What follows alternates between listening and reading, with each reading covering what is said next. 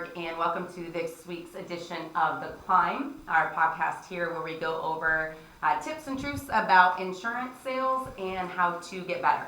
So I'm super excited because I am working with Jared Dement, right, at FFL, Family First Life Echelon, as Senior Vice President, right? That's super exciting. Thank you.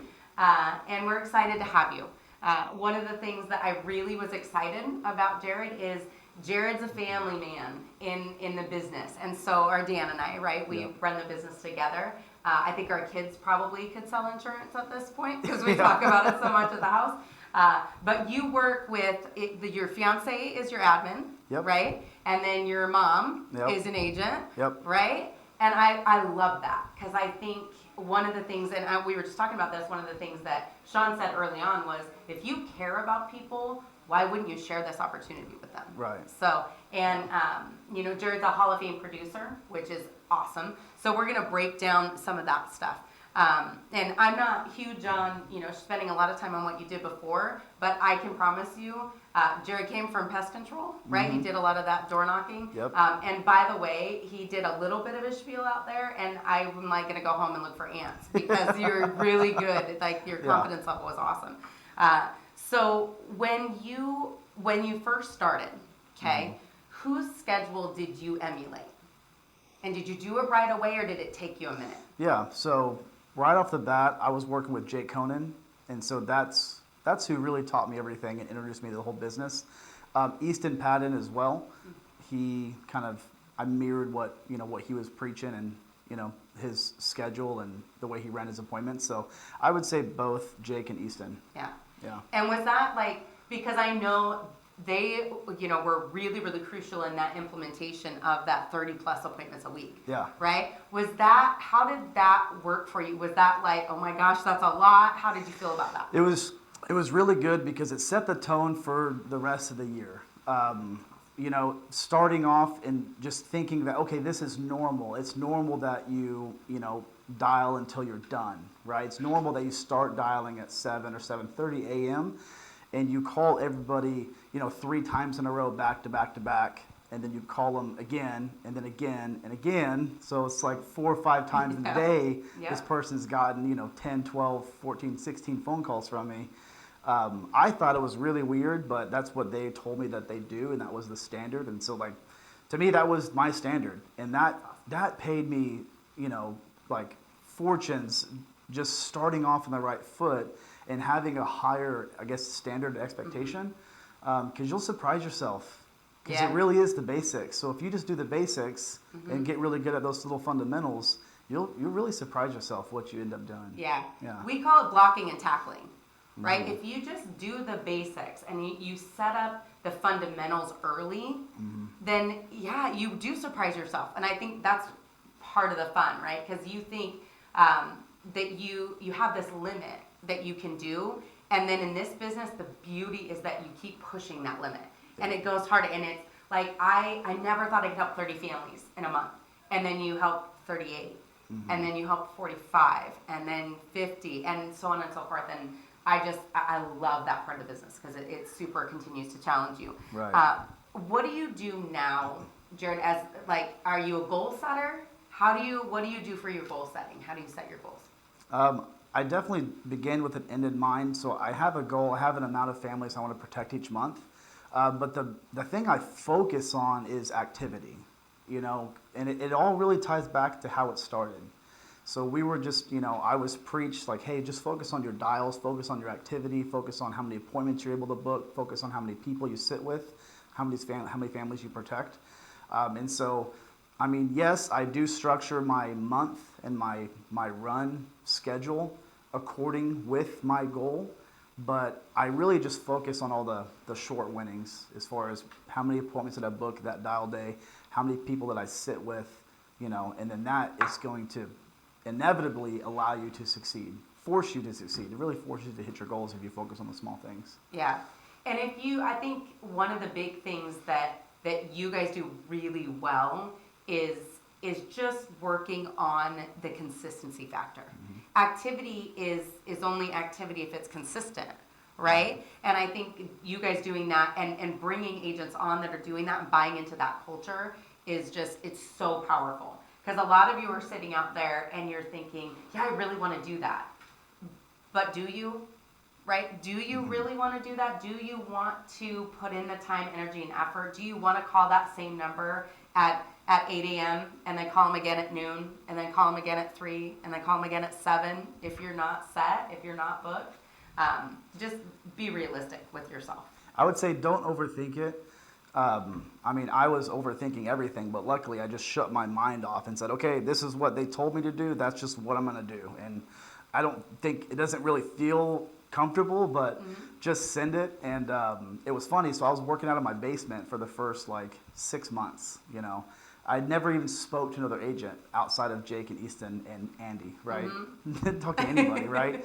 And then that's an island. And then they opened up an office in Salt Lake City, and so I went to the office and I started meeting and talking to other agents, and I was like, wait, you don't just book 15 appointments on a dial day? Like, you don't have to do that? Wait, you don't have to book 30 appointments in the week? Like, what do you mean you don't do, protect 10 families in a week? So it was really funny to see, to have everything unfold and see other teams and other agencies, how they, their standard. Yeah. I guess set your own standard, and just kind of put the blinders on, really. Yeah. Because, like I said, you'll surprise yourself. Yeah. Don't get too caught up with what everyone else is doing, because, trust me, everyone's agency is different, very different. But something that can't be broken is 15 appointments, 30 appointments a week, helping as many families as you can. That rings true. I think that's really actually super good advice, because we talk about this being a lonely business, and I'm sure you've heard that before. It is a lonely business. You can feel like you're on an island.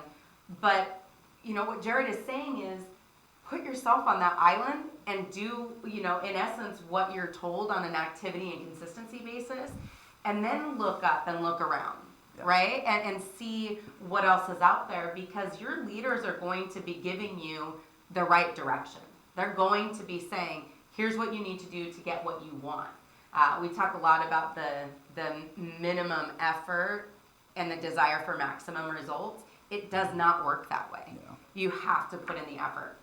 So how do you, he actually explained some of this on your Hall of Fame producer, right? Can you talk about how hard it was in the beginning for you to invest in your business and what your investment looks like now?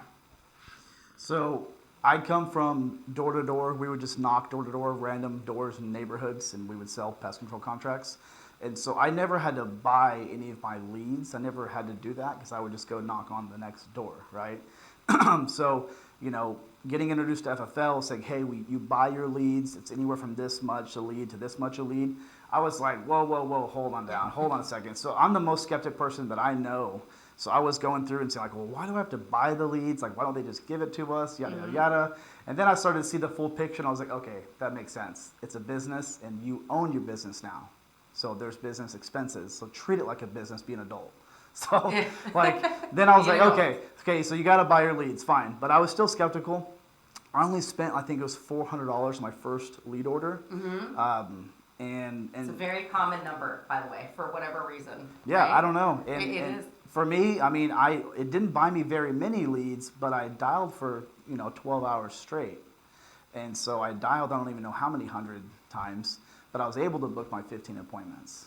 And with that $400 that I invested on leads initially, I was able to help 8 families that first day. That first week in the business, my first week ever in insurance, I helped just under 17 families my first week in the business. So after that point, it was all just house money, right? Yeah. I was just playing on the house money. So, as far as investing in leads and investing in the business, I'll tell you what, I guess I'm the luckiest man out there, because I spent $400. Right? That's what I spent. Started this business on. That's what I started the business on. And awesome. And at this point, as far as what do I spend on leads a week, whatever it takes, whatever the goal is, and that's the best thing about this business is you can turn it on and you can turn it off. I could turn on my lead flow and turn on my expenses and, pretty much earn as much as I would like to. Yeah. And I could turn it off if I need to back it down and focus on other things. So, that's super awesome. And that's a huge blessing and a curse. Yes, it is. Blessing and a curse. I really like that, because it is. You get to a point where you have bought some freedom, but you have to remember freedom's not free. Right. So staying disciplined it's definitely the challenge, I think, for sure. How do you stay, my last question here is, you have a great personality, you're, open and boisterous. How do you stay yourself when you're sitting with clients? How do you stay organic? Because I know some people feel like they have to be a different person when they're in the house, and I genuinely don't believe that works. Yeah. I think you got to be you. Yeah. So how do you stay you? It's easy for me because I have the worst memory ever. I mean, I keep saying that. I should stop saying that because it's not true. But I've told myself that enough that at this point, I feel like I've blocked myself mentally. Yeah. But it's been a big blessing because I don't remember a ton of stuff. I tried to never be somebody I'm not. Because it's hard to keep up with who you made yourself look to be. You can't keep up with all the different personality and characteristics and verbiage and things you say. So I just keep it simple. I am who I am, and at the end of the day, that's what people love. That's what the clients need. They just want you to be you, right? I mean, they don't want to talk to a person. They want somebody to help them and explain stuff to them. As long as you love people, care about people, and willing to help, I mean, that's what speaks volume, and that's what's going to get people to move and to do business with you, is just have them know that you're real, that you're not perfect. I don't go in with any perfect script or any perfect format, really. I just go in there and I'm just listening. I listen, and I'm prepared, and I'm pleasantly persistent. But other than that, that's really it. I'm just there to help. Yeah. So I think there's so much power in that. People just want you to be you. They know they have a problem. They're asking you to solve it. And if you're trying to think too hard or be something different, it very much shows, right? And then you don't have a client for life. And that's our goal, really, is to have clients for life.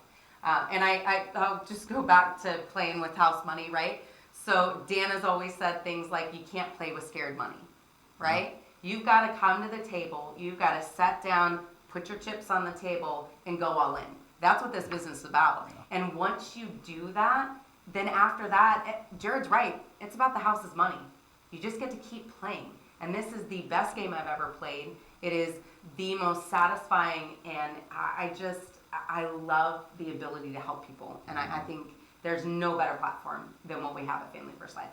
Jared, thank you so much. We appreciate all the time and really just pouring into us. We appreciate hearing from new folks all the time.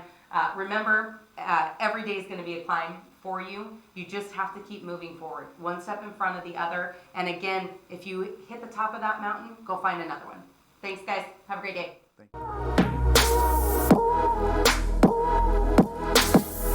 Thank you.